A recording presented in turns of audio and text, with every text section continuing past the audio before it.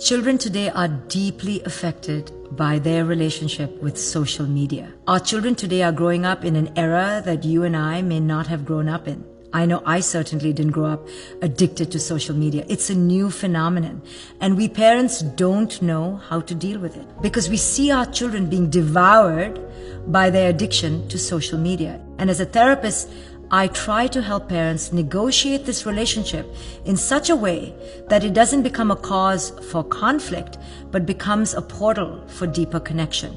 So the first thing I help parents understand is that children today are growing up on a diet of social media. So it is an inextricable part of their lives and of our lives. The first place to begin is to accept what is. To accept that this is here and it's in the now.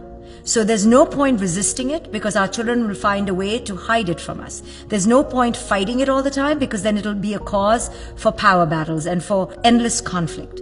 So the first thing is to accept that it's here.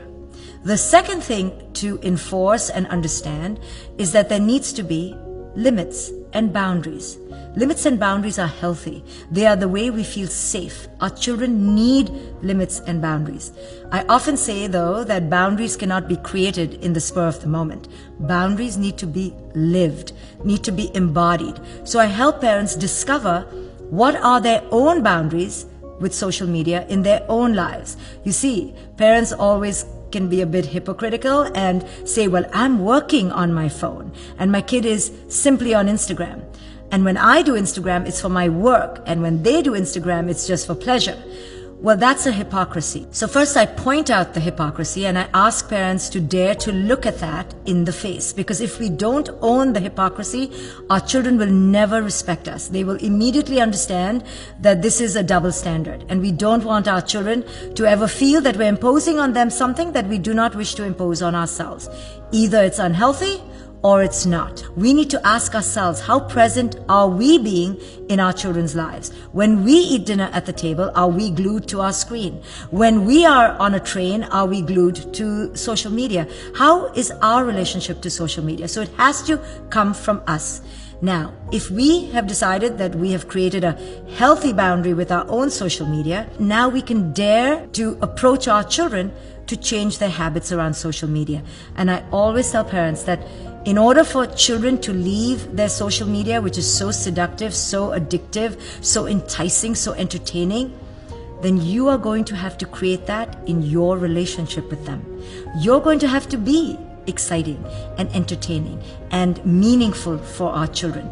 Otherwise, why would our children leave that to come to us? If they come to us and all we do is pressure them, harangue them, ridicule them, shame them, control them, no wonder they're going to hide in social media. So this is an invitation for parents to make the relationship with our children more joyful, more connected, so our children are drawn to us rather than hiding from us. Don't look at social media as a threat. Teach your children that there is a positive aspect to it. It's not just the enemy. There's a vibrant way that we can use social media that is healthy, not in the way that is codependent. Many of us, including adults, use social media in a codependent way. You know, we post something and we do it because we are enmeshed and addicted to how many likes we get. And then we're glued to our screen.